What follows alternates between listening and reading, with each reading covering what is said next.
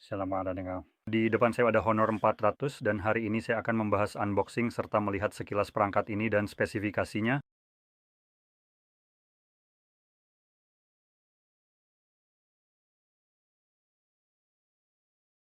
Jadi, mari kita langsung memulai saja segera.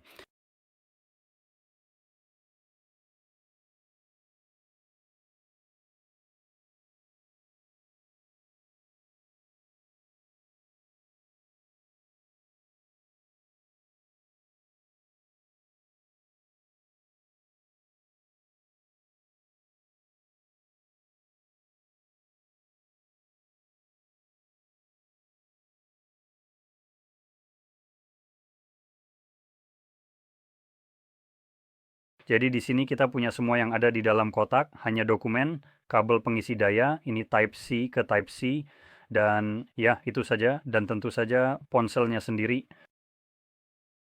Sekarang mulai dari ponselnya dan lebih tepatnya lagi layarnya. Di sini kita punya layar Nancheng 85 inci dengan resolusi 1284 x 2736 pixel dan ini adalah layar AMOLED refresh rate 120 Hz. HDR tapi bukan HDR10. Jadi belum bersertifikat yang agak dipertanyakan. Layarnya juga menawarkan tingkat kecerahan puncak yang luar biasa, yaitu 5000 nits, dan rasio layar ke bodi sebesar 90%, dengan 460 pixel per inci. Layar di sini memang cukup bagus. Sayangnya mereka memutuskan untuk tidak mengambil sertifikasi apapun seperti HDR Small Plus atau semacamnya, Dolby Vision atau hal-hal lain, yang berarti pada dasarnya mereka memutuskan untuk menghemat biaya karena jelas Anda harus membayar untuk itu. Meskipun layar di sini memang mampu memberikan hal-hal seperti itu, ternyata jauh lebih murah jika tidak mengambil sertifikasi tersebut. Sekarang berbicara tentang penghematan, saya ingin menyoroti harga perangkat ini sekitar $500. Jadi ini bukan perangkat termurah untuk berhemat pada hal-hal seperti itu. Seperti yang saya bilang, ini agak dipertanyakan dengan pilihan saya di sini. Dan nanti saya akan menunjukkan perangkat lain yang memberikan Anda ya pilihan yang berbeda. Jadi tetaplah di sini untuk yang satu itu, tapi jelas saya akan menaruhnya di akhir. Sekarang mari kita fokus pada yang ini. Jadi setelah membahas layar, mari kita balik ke bagian belakang di mana kita punya pengaturan kamera dan di sini kita punya pengaturan kamera ganda dan kedua kamera tersebut sebenarnya terlihat bisa digunakan. Saya menyoroti hal itu karena tidak selalu demikian. Tidak semua ponsel memiliki kamera yang benar-benar bisa digunakan, setidaknya tidak semuanya. Sekarang, sensor utama di sini adalah sensor wide 200 megapiksel dengan aperture 1.9, diikuti ultra wide 12 megapiksel dengan aperture 2.2 dan sudut 112 derajat. Anda bisa merekam video hingga resolusi 4K meskipun tidak disebutkan frame rate-nya. Semua informasi ini juga ingin saya tekankan diambil dari GSM Arena, karena info mereka biasanya cukup akurat untuk hal-hal seperti ini. Dan juga tampilan situs web mereka cukup rapi. Jadi ya, 4K. Lalu di depan kita punya kamera selfie punch hole, di dalamnya ada sensor wide 50 megapiksel dengan aperture 2.0 yang juga bisa merekam 4K. Saya kira kamera selfie di sini hanya mampu merekam hingga 30 frame dan mungkin kamera belakangnya juga dibatasi 30 frame di 4K. Tapi ini hanya perkiraan saya hanya menebak-nebak karena saya tidak punya informasi tentang hal ini. Sekarang, hal berikutnya yang akan kita bahas adalah bagian internal dari perangkat ini. Jadi, di balik bingkai plastik dan bagian belakang kaca ini, dari tampilannya, kita punya prosesor Snapdragon 7 Gen 3, baterai 5000 mAh yang bisa diisi daya hingga 80 watt, yang mana itu cukup bagus, dan beberapa pilihan dalam hal RAM dan penyimpanan. Jadi kita punya penyimpanan 256 MB dan RAM 8 GB sebagai varian terendah dan kamu bisa memilih hingga setengah terabyte dengan RAM 12 GB. Jadi sepenuhnya terserah kamu ingin memilih yang mana dan itu pada dasarnya hampir semuanya. Untuk sistem operasinya di sini kita menggunakan Android 15 saat ini yang kalau tidak salah adalah versi terbaru. Saya rasa itu juga yang kita gunakan di ponsel saya.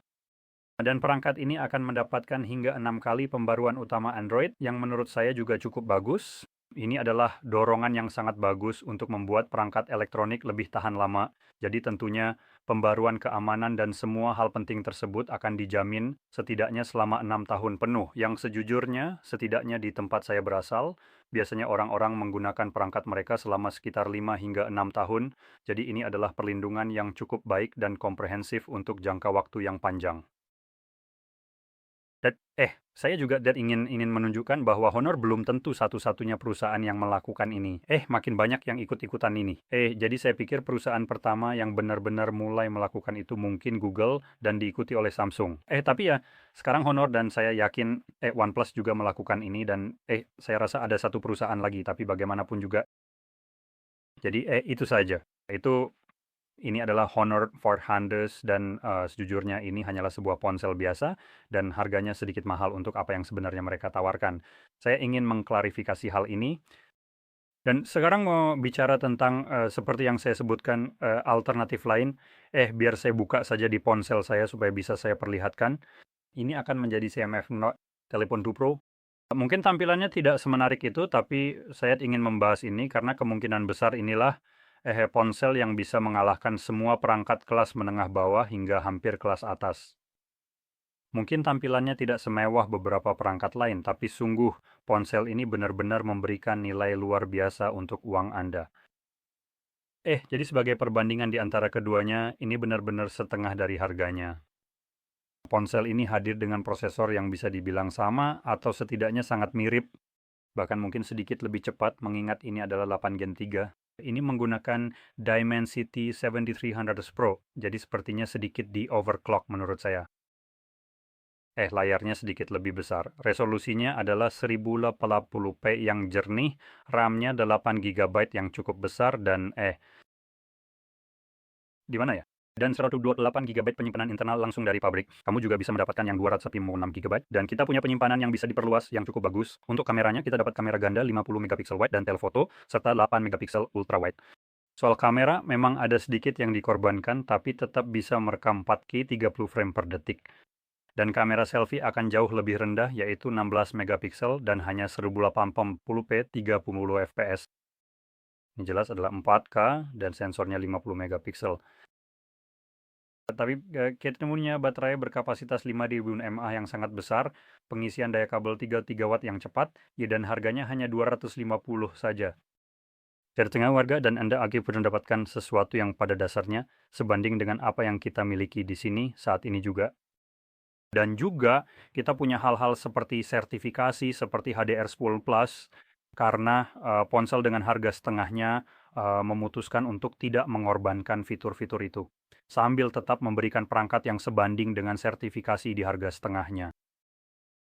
Jadi ya, saya hanya ingin menunjukkan itu sebagai alternatif untuk ini, karena Honor saat ini sepertinya sedang mencoba meniru Samsung, padahal mereka adalah merek Tiongkok, yang cukup membingungkan. Seberapa tinggi menurutmu posisimu? Kamu hanya menjual ponsel buatan Tiongkok. Kamu juga sudah pernah sempat dilarang sekali bersama Huawei.